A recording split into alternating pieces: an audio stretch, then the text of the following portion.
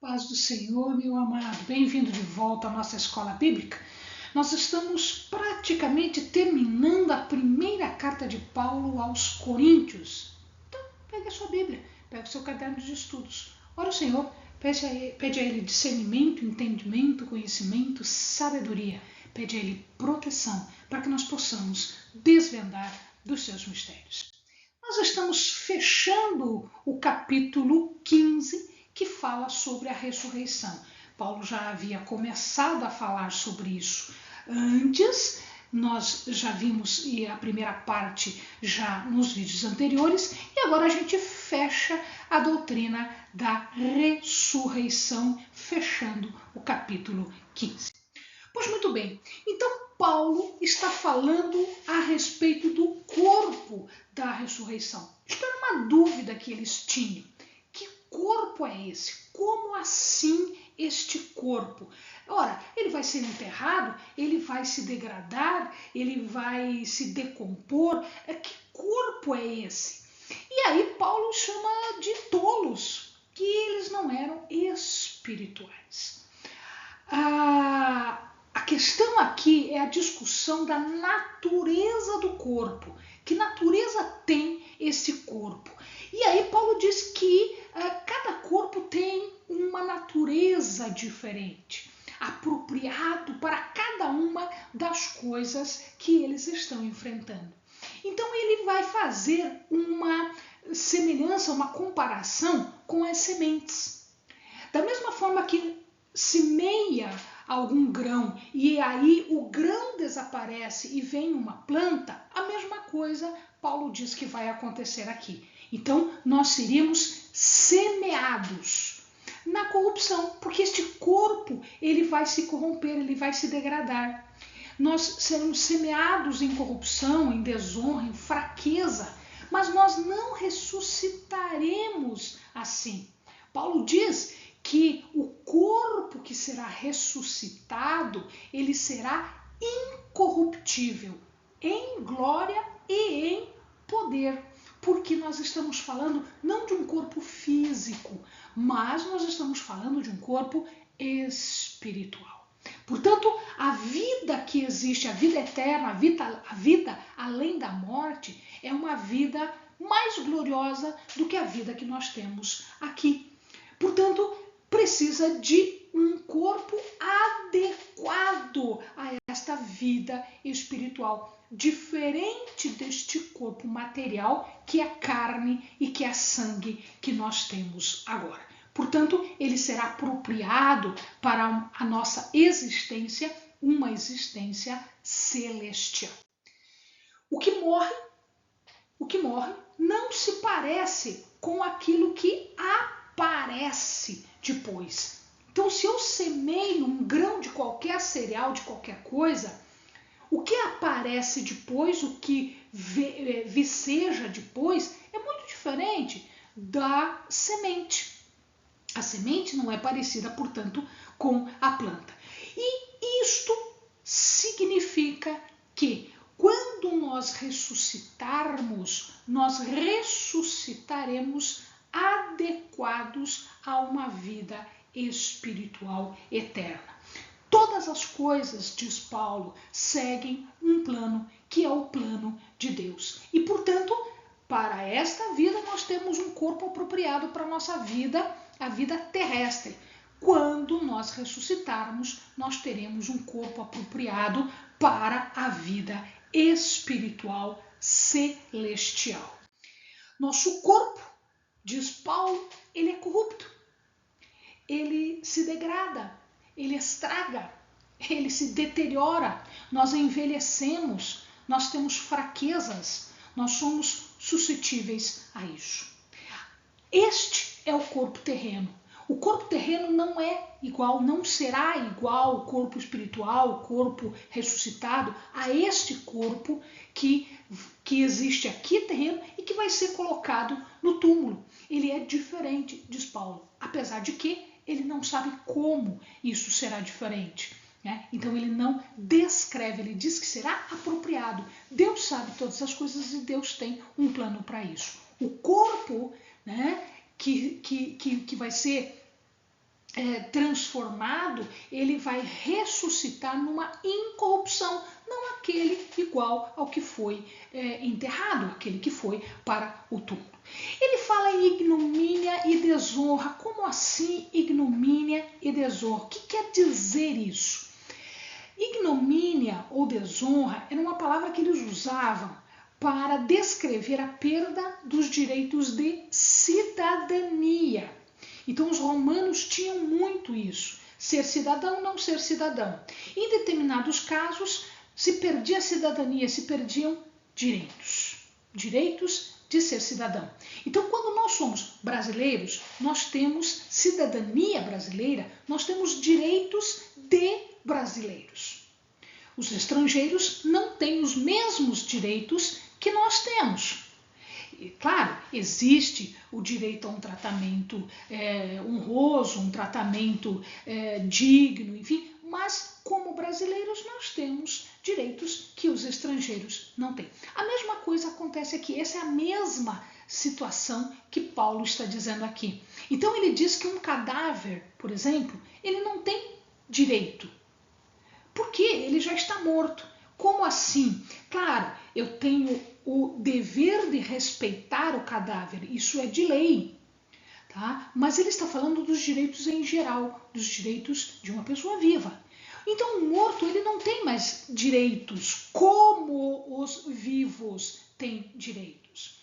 E ele fala que este corpo ressurreto vai ser um corpo não ignominioso, não desonroso, ele vai ser um corpo glorioso, passando em muito o corpo que nós temos hoje, portanto, vai ser um corpo em glória.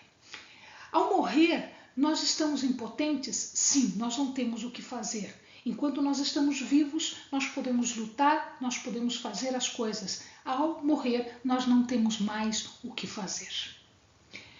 A ressurreição, entretanto, ela não limita como nós somos limitados com este corpo físico, com este corpo terreno. Portanto, o morrer e ser ressuscitado não é a mesma coisa de um corpo terrestre, não é fraqueza, porque o corpo terrestre é fraco. Mas o corpo glorioso, esse corpo ressurreto, é um corpo ressurreto em poder.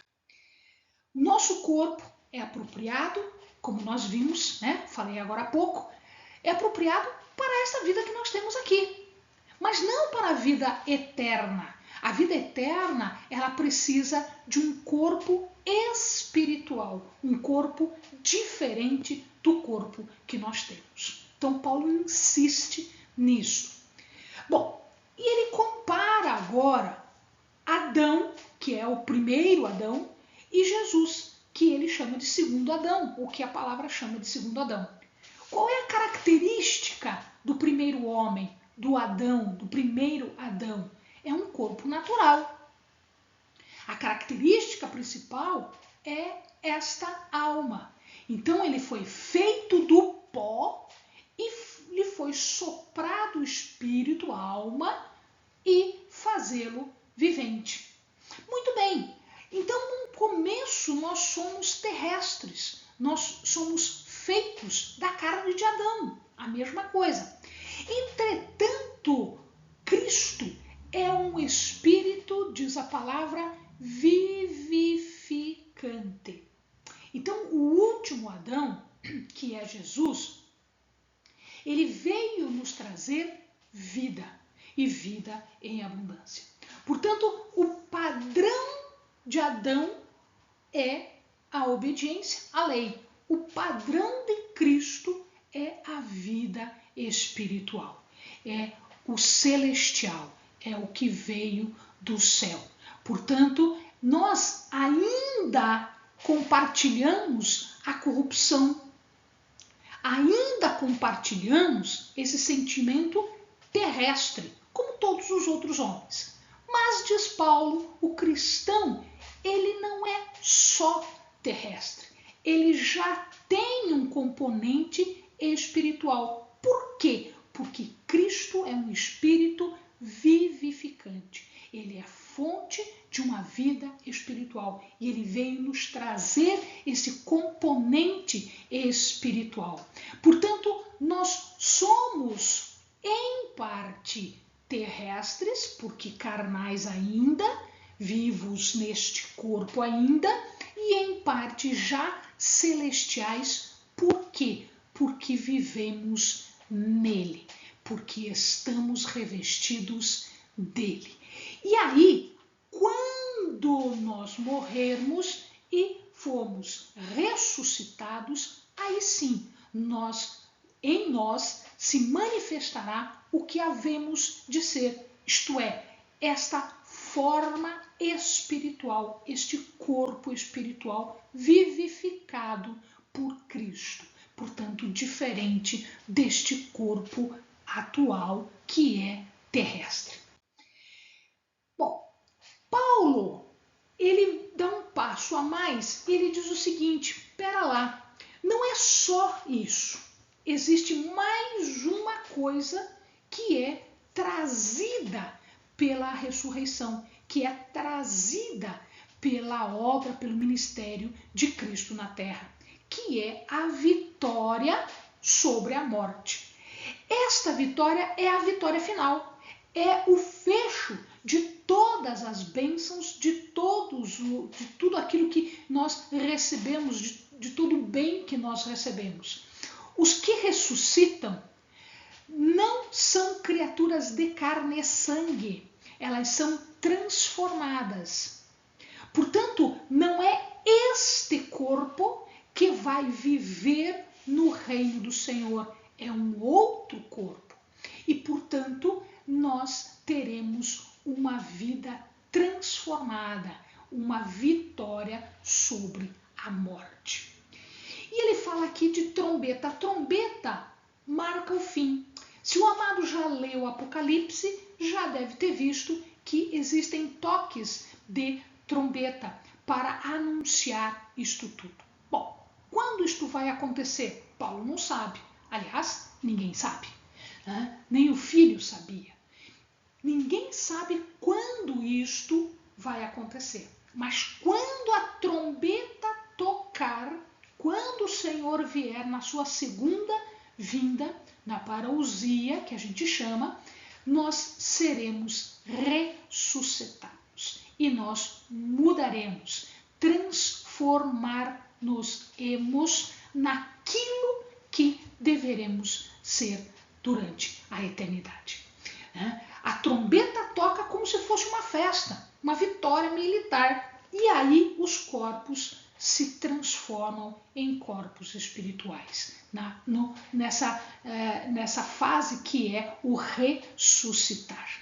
Nós estamos falando, portanto, dos acontecimentos dos últimos dias, dos últimos tempos. A escatologia que nós falamos, né, que é o estudo dos últimos dias. Isto está velado para nós ainda, está escondido para nós ainda. Então, algumas coisas nós sabemos, algumas coisas nos foram ensinadas, nos foram apresentadas, mas nós não sabemos em profundidade como é que isto vai acontecer. Né?